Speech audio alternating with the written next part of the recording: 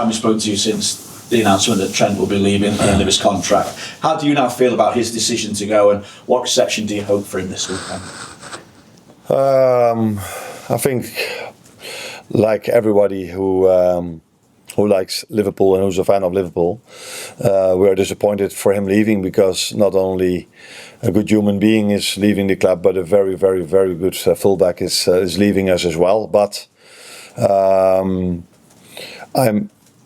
I also worked at clubs like AZ Alkmaar and Feyenoord, where every season a very good or multiple very good players have left the club.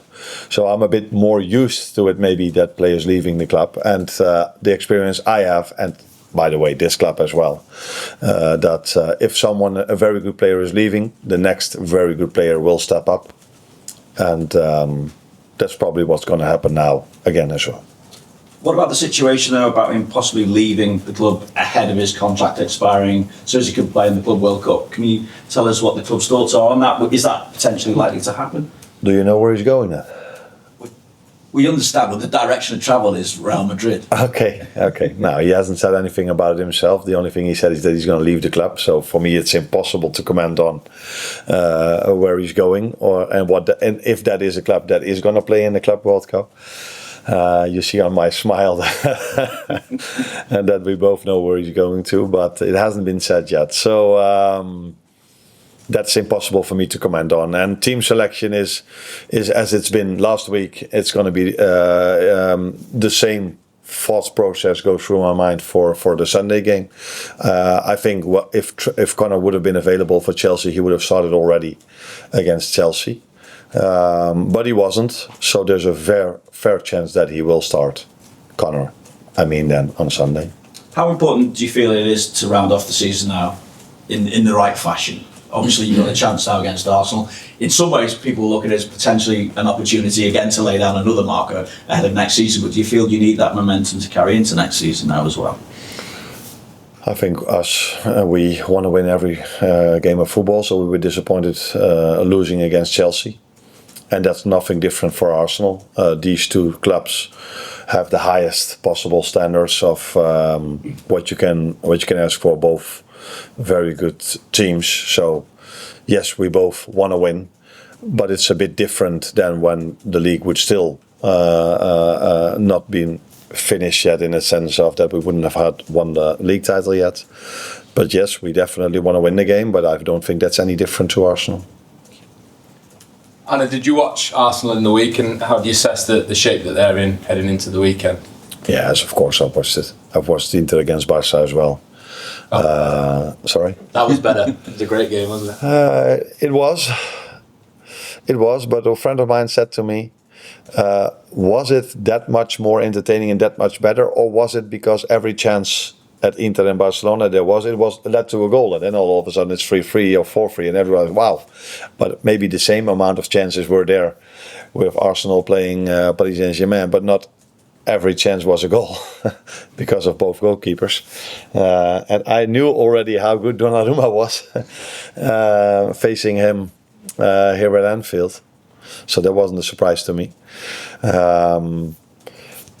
Both games were, I think, a joy to watch. So there's been not so much said about the format, but I think the end stage of every tournament, no matter what the format is always nice. And the quality all four teams have shown in these 4 games has been extraordinary as well. So joy to watch both games, to be honest.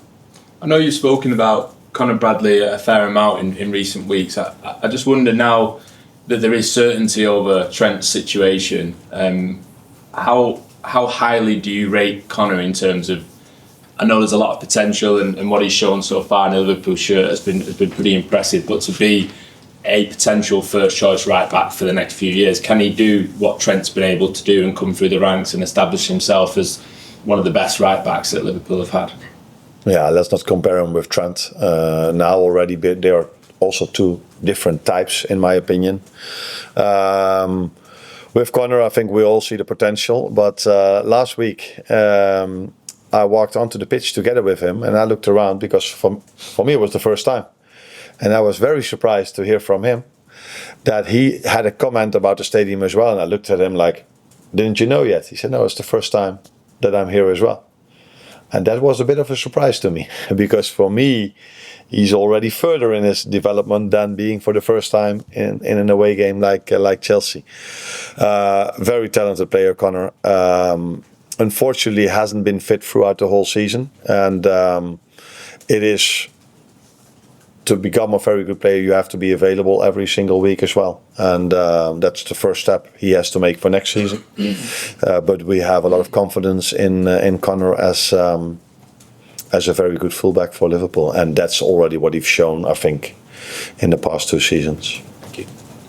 Arne, you made 6 changes last weekend. Given the result, is the plan still to use some of the squad players for the remaining games of the season, or does that result change your planning in any way? I think there are a lot of influence on the decisions I make, and one of them is also definitely losing a game of football. So I'm not looking forward to lose all 4 of them. So, but there are more things going into a lineup than only losing or only rotating, giving the chance to other players. So yeah, we will wait and see how we play on Sunday. But I already said that Conor is going to start, because I think he needs playing time as well to get some games under his belt to be better prepared for next season. And even though the final is now won, I guess you'll expect a really sort of edgy, competitive game against Arsenal, given they've been the closest team to you for most of the season. Yeah, it's difficult to predict, but I think both teams look forward to play this game. But it's difficult to predict if, maybe there's a little bit at stake for Arsenal, because they will qualify for Champions League, but I assume they prefer to end up second than end up 3 or 4. For us, we can only end as a number 1. But so it's difficult to predict if it will be edgy, yes or no, but it will be a game of football where there are 22 players on the pitch that are from a real high quality, with players that can come off the bench that have the same quality. So it's a game to look forward to, as many, because there's Real Madrid Barcelona during the weekend, there's Benfica Sporting in the weekend, and you guys don't know because you're not interested in Holland, but it's PSV, Feyenoord PSV as well. So a lot of nice games to look forward to during the weekend. Unfortunately, all on Sunday. So I miss out on almost all of them, except for Liverpool Arsenal. Carl. I just go back to Trent. Everyone seems to have an opinion on him, and certainly since he made his announcement this week, we've had journalists, media, fans, everyone have their own opinion on him. How has he handled that sort of fallout, and how do you think, what sort of reaction should he get? Are you concerned about the reaction that he might get when he does play? No, that people have an opinion about us, if it's Trent or me or someone else who works in this industry, that's not new for anyone. Probably it's a bit more for him now than he's used to, and maybe a bit more negative than he's used to. But I don't follow all of this. I'm not here to tell the fans how they should react, and I will see Trent in a bit, and the boys had a few days off as well, so I will wait and see how he feels about him announcing that he's gonna leave the club. I did speak to him on WhatsApp, but let's wait and see. But I'm not here to tell the fans how they should react. I think we're all disappointed, but Trent is the first one also who said that he would prefer us as a team and us as a club not to be too much distracted by this announcement. So I'm hoping that all the energy on Sunday goes to the players and to the support of our fans, and as less as possible to Trent. Unless it's positive, then they can do whatever they want. And his departure would leave you a little bit light in the right back area. So is that sort of another area you've got to look at? Is that true? Well, you play Quansah there, but he's probably not a right back. Joe Gomez has played there, but he's probably not as comfortable as a centre back. So I'm just wondering, is it an area you look at needing to fit? and we've got Conor Bradley, and I've played Curtis Jones over there. So 4 players that can play that position. I agree with you, one of them that is the ideal position, and Joe Gomez can play there really well, in my opinion, but maybe his favorite position would be centre back. I agree with you, and for Jarell it's the same. So yeah, I think it would be a surprise to you if I would tell you now, yes, we are looking at this or we're looking at that. We don't talk about contracts over here, so we don't talk about the positions or if we want to improve the team in certain areas. There were, first of all, and that's the most difficult thing for a club like Liverpool, if you just won the league and we were so competitive against Paris Saint-Germain because they needed penalties to knock us out, then it's not easy to find better players than we already have. And if they are there, they need still to be affordable, and they need to want to come to our club. That last thing is mostly not the problem, by the way. But sometimes transfer fees are. Hi Arne. Taking over from a successful manager isn't always easy. Can you talk about the approach you took to replacing Jurgen Klopp? And what do you think Liverpool did well to give you that platform to succeed? Now, first of all, what Liverpool did well and Jurgen did well is leave the team in a good place. So there was a lot of quality. And what about myself is not emphasize too much on the fact that you replace someone who did so well. Because there are so much general opinions in football. So, for example, if it is a bit of trouble in the hierarchy of a club above you, so in sports directors or general managers or ownership, then it's impossible to play good football on the pitch. That has nothing to do with Liverpool, but that's what they said. That's what people always say, and I experienced that at Feyenoord, where there were a lot of problems above me. But it didn't lead to us not performing on the pitch.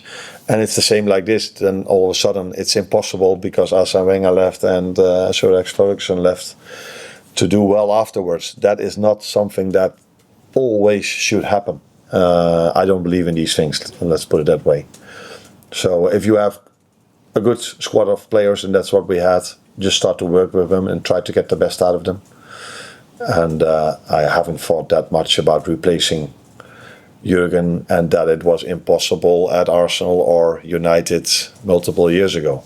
Life has changed, the world has changed, so you cannot compare these situations.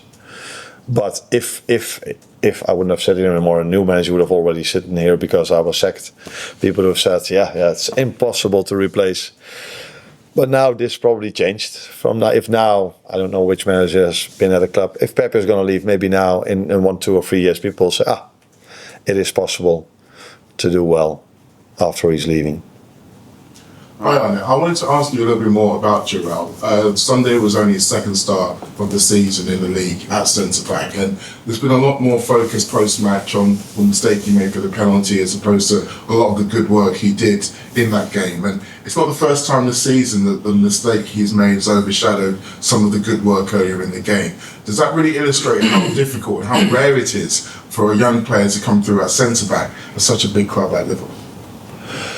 No, I like it that you are mentioning that he played a good game, because I completely agree on that. He played a really good game. I think maybe the last step he has to make, and he already made that, but then on consistently level, is not to be involved in that moment, what happened in the last minute, because he has all the qualities, and he's already shown that to me, but I think also to you, to play for this club. But the biggest part of us winning the league is, of course, consistency, and that is the most difficult part for a younger player to get in his to get that as well. Some of them, like Lamine Yamal, it's not a really big problem for him to find consistency in it, but yeah, that is. But Jarell has done. I think he developed really well throughout the whole season, and the next step is for him. Not to be involved in a moment like this in the last minutes, which had no impact on the result. But it would have been nice for him if it wouldn't have happened, because then probably everyone would have been much more positive about his performance. But Jarell is fast, he's strong, he's comfortable on the ball, he has every ingredient. a centre-back for this club should have. And now the last part should be consistency in his performances. Is that really hard as well? Because obviously the one thing he probably needs is the hardest thing to give him, which is consistent game time. Because obviously we've got Virgil, we've got Canate already at the club, and obviously you mentioned Joe Gomez when he gets back from fitness. He's going to be in the mix as well. Yeah, that's why it's so hard to play for Liverpool. For everyone, not only for a player that comes from the academy, but also the players we bring in. To play in this team, you need to be really, really, really good. And he is competitive to the other ones, but he was maybe a bit unlucky that the other ones stayed fit throughout the whole season, and they had so much consistency in their levels. And Jarell has had consistency as well, but one moment can change the perception of a game, but one moment can also lead to us losing or winning a game of football. One moment he had the ball at the post against Paris Saint-Germain, I think 10 minutes before the end. So these small details can make a big difference in a season, and that's why, to play at Liverpool, to play at Arsenal, to play at Paris Saint-Germain, you need to do so many things well at the highest level. But the moment you do so, he can play here for so many years to come. Well, last one. Earlier this week, Arsene Wenger said he can see more big players leaving on free transfers going forwards. Is that a trend that you could see happening, I suppose? Would that change Liverpool's stance going forwards? Trying to get fees of players out of running the contracts down rather than letting them go on free transfers? You cannot deny that it happens a bit more than it did in the past. But it's not that it's like happens a lot. If my memory is correct, I think it happens mostly with a certain club that brings free agents in, and you don't see it that much at other big clubs yet. But I cannot predict the future, so I don't know what's going to happen. But it happened a few times now. But I also see a lot of players moving for big transfer fees in every single window of the last 3, 4 or 5 years. So could be a trend. Funny word, by the way. You understand it, Trent? Yeah, you did not laughing, so probably it's not funny.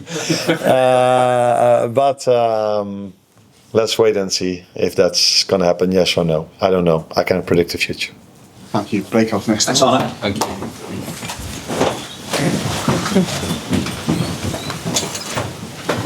Thank you.